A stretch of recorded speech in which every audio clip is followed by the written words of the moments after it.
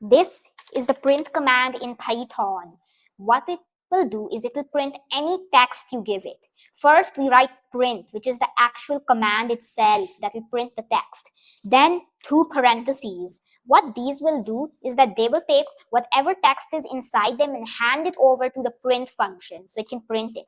Then inside these two quotes, what these will do is that they will tell the print command that this is literal text, not a variable or command.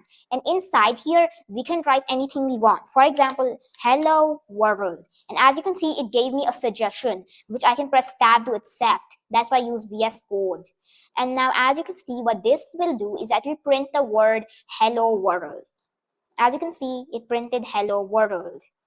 And you can replace this text hello world with anything. So for example, your name, and it will print it, your name. Or you could make it, or you could change it with anything. The limit is your imagination.